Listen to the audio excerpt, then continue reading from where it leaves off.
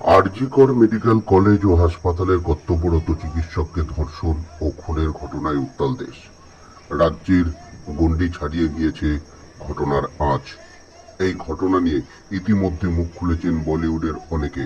নির্যাতিতা চিকিৎসকের ধর্ষণ ও খুনের ঘটনায় পথে সমগ্র দেশের মানুষও। বিশাখাপত্তনমে দীর্ঘ মিছিল হয়।